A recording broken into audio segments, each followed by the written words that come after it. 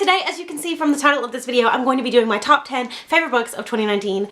This is one of my absolute favorite videos to film. I look forward to filming this all year long, as I am sure most of us here on BookTube do. I just love reflecting on the past year, picking out the books that really were standouts for me, and compiling a list of my absolute favorites of the year. I read 131 books in 2019, but surprisingly, it was actually pretty easy to pick out my top 10. I for sure had some standouts, and this is a very good representation of what kinds of books I liked reading this year. Of course, there are plenty of other books that I read this year that I loved, but just didn't quite make it into my top 10 favorites of the year. So if you want to go and see everything that I read in 2019, I'll leave a link to my Goodreads, specifically to like my reading challenge or my year in books or whatever, so you can go and check out every single book that I read in 2019. But today I'm going to be talking about my top 10, my absolute standouts, my favorite books of 2019. In years past, I have ranked them 1 to 10, and I've talked about them working my way up to my number 1, my favorite book of the year. But this year I decided that I wanted to take the pressure off of myself a little bit,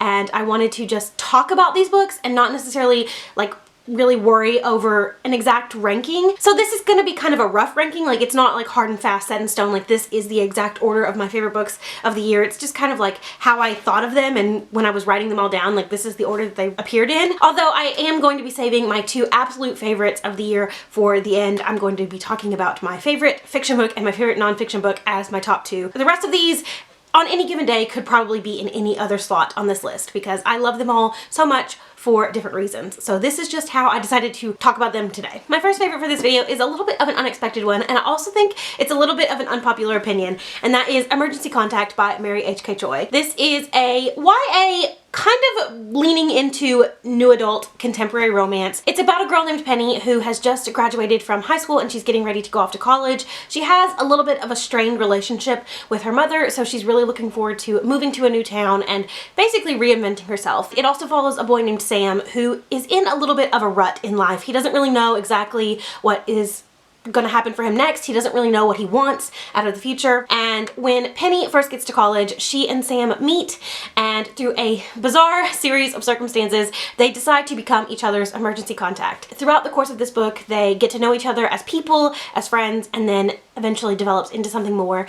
And I really loved this book for the fact that it felt so realistic. Sometimes when you read a YA book that's written by an adult, you can tell that it is an adult trying to write teenagers, and Mary H.K. Choi really did a good job of making Penny and Sam and every other character in this book feel very authentic and feel like they were teenagers, like they're college students struggling to figure out what they want in life. And I appreciated how she constructed this book. I liked that there were little moments where you got to see Penny and Sam's back and forth text conversations.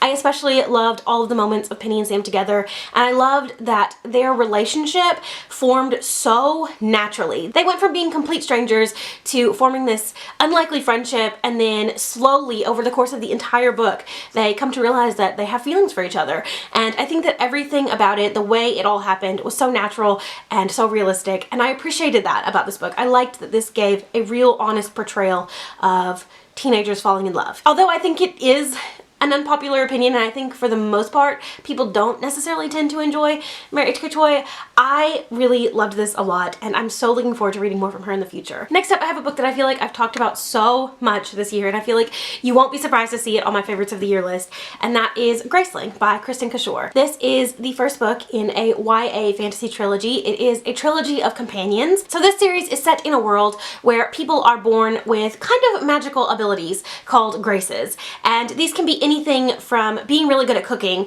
to being able to hunt and fight really well to being able to tell the future. The main character of this book is a girl named Katza, and her grace is that she has the ability to kill people. She's really unhappy with the fact that she is basically a hitman for her uncle, and so through a variety of circumstances, she meets a character from another kingdom named Poe, and they decide to set out on a little bit of a trip to figure out exactly what's going on in this kingdom, in this realm. There's been some whisperings that the king of another one of the kingdoms has gone a little bit crazy and that his family might be in danger, and so Katza and Poe set out to uncover the truth. The thing I love about this book so much is It is a fantasy road trip book. It is like my two favorite things about literature in one book. I also think that this book has some really strong characters and some really strong relationships. I especially love Katza. She is one of the most independent and badass female main characters that I've ever read, but she's also got a softer side and she's not afraid to ask for help when she knows she needs it. I also really love the relationship between Katza and Poe. They do form a romantic relationship. It is a YA book after all, but it happens very naturally. It happens very respectfully. I think that this is one of the best portrayals of two teenagers falling in love with each other, because anytime that there were any problems that arose in their relationship, they just sat down and had a conversation about it. It has some of the best communication and some of the sweetest moments that I've ever read. I'm so happy that I finally read Graceling after years of wanting to read it and years of people saying that it is amazing. It really did live up to the hype for me, and I'm really excited to continue on and finish the series in 2020. Next up, I have the first book in a trilogy that is kind of a stand-in for the entire trilogy, because I read all three books this year and I loved this series so much. It is my favorite series that I read in 2019 and one of my new favorite series of all time, and that is Illuminae by Amy Kaufman and Jay Kristoff. This is of course the first book in the Illuminae files. This is a YA sci-fi space opera about these two teenagers, Katie and Ezra. At the beginning of the book, they have just broken up, and then a big corporation comes and attacks their planets, and so they have to escape. They escape on two separate ships, but both ships are being pursued by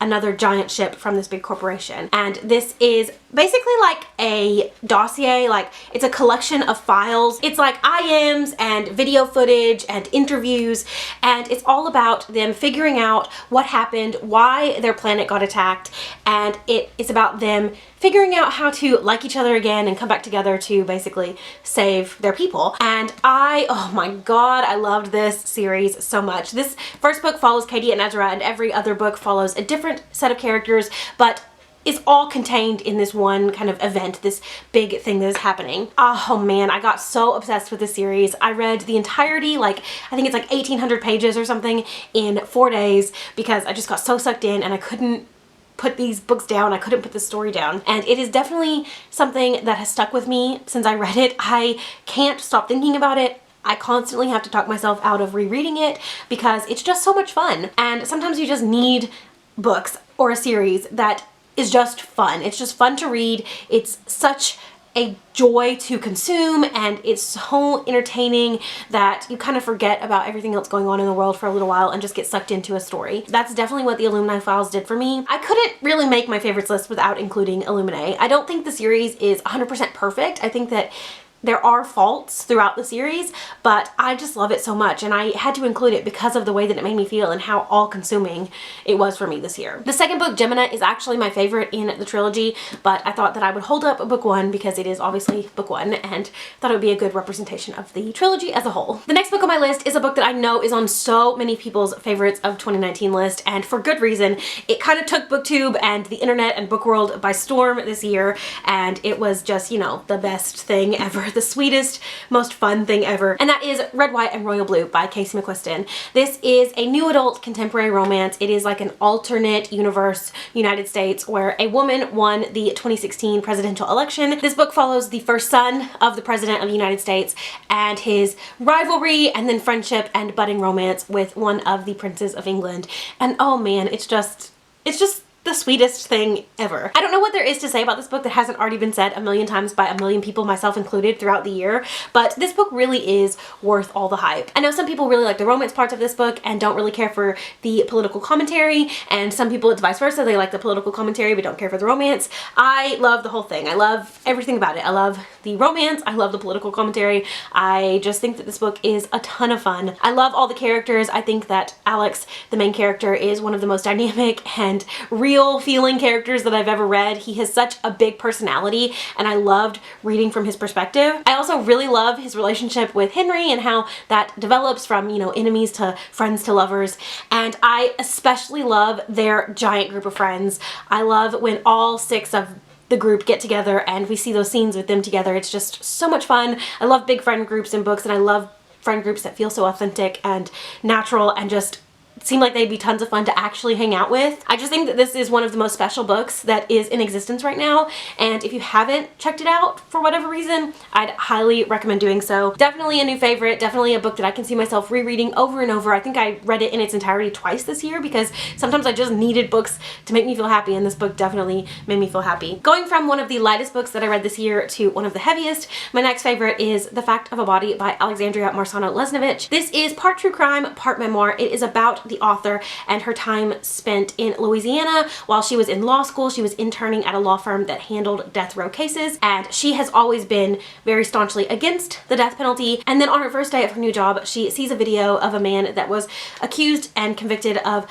molesting and killing a little boy, and then eventually got off of death row for it, and she has an overwhelming desire for this man to die. She wants to see this man die for his crime. During the process of her coming to understand and researching this case, it brings up some of her own suppressed feelings and memories of some trauma that she experienced in her childhood. It is one of the most personal and heart-wrenching books that I've ever read. Like I said, it's, you know, it's part true crime, and you get to see that crime. You see her researching this case and understanding exactly what happened with these people, but you also get the memoir side of it. You get to see her coming to terms with something that's happened to her and her family, and kind of grappling with that and confronting her feelings about it and confronting her family about what has happened to her. And it's such a hard book to read. I mean, I definitely couldn't recommend this to just anyone. I honestly don't think in good conscience I could recommend it to anyone at all, but the writing is so beautiful, and the way that she wove the true crime story in with her own story was so seamless. It is one of the best books I read this year. I definitely didn't enjoy it. It's not a book that you can enjoy, but it's a book that you can learn a lot from, and it's a book that you can come to understand humans and the human experience a little bit better. I don't know, I just really liked this book a lot. I liked the message that it had. I liked the things it was saying, and like I said, it has some of the most beautiful writing that I've ever read. So it is definitely a favorite of 2019, though a little bit more of a somber pick. And actually most of the rest of the books I'm going to talk about have a little bit more of a somber tone. They're a little bit more hard-hitting, so I guess I definitely had a type in 2019. The next book I'm going to talk about is a hard-hitting YA contemporary, and it is Dig by A.S. King. I was a little bit hesitant to go into this book because I've had kind of an up and down relationship with A.S. King in the past, but this book sounded so weird and, I don't know, interesting that I had to pick it up, and I ended up loving it so much. So this is about 5 cousins,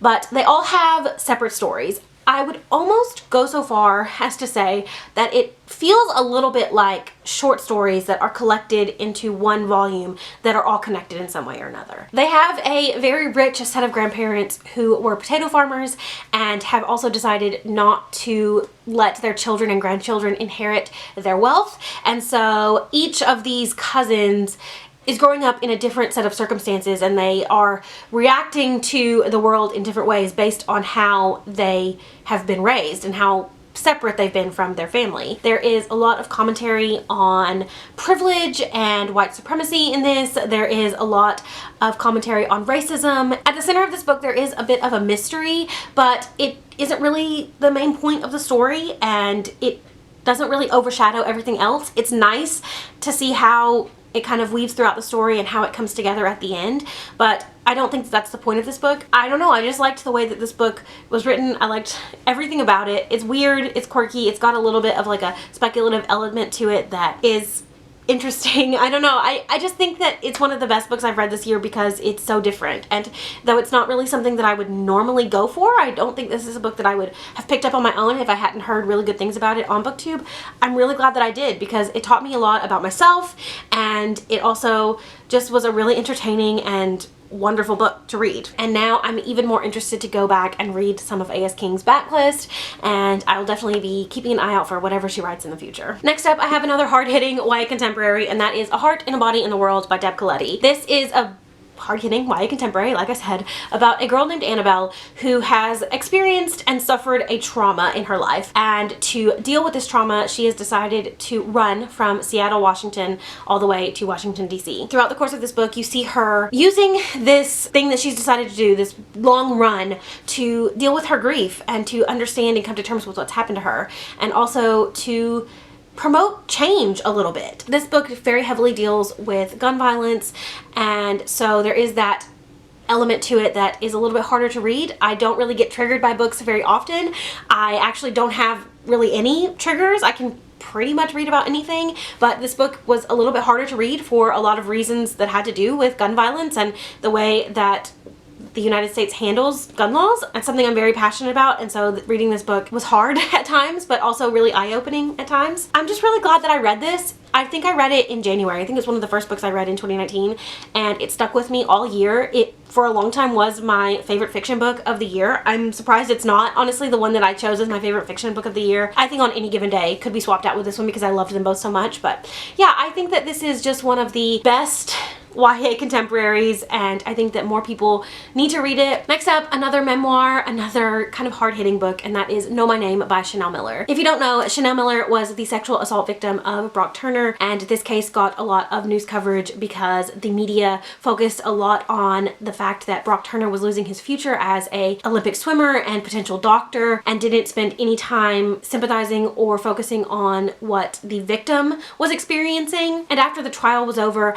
and Brock Turner was given a very lenient sentence by the judge, the victim impact statement that Chanel Miller read in the courtroom went viral on BuzzFeed, and so it was a very high-profile thing that happened. Up until the release of this book, Chanel Miller was only known as Emily Doe. Her identity was a secret until she decided to take back her story and take back her name and tell exactly what happened. This book recounts the events of the sexual assault and everything after, all the way up to him getting sentenced, and even, you know, in the months and years since, her kind of dealing with what's happened to her and figuring out how to get her voice back and figuring out how to take back her future and herself after this has happened to her. And this is one of the most powerful and important books that I read this year.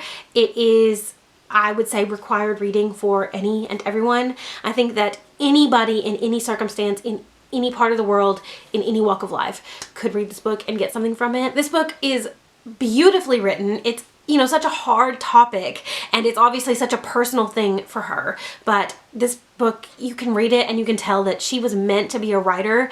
Everything about it is so beautifully written, and like The Fact of a Body, although I didn't really love the book for its content and, you know, what was being talked about, I think that it is definitely one of my favorites of the year for the way it made me feel and how emotionally responsive I was to this book. I'm getting emotional just thinking about it because it really was important, and it really did touch me in a way that I wasn't necessarily expecting.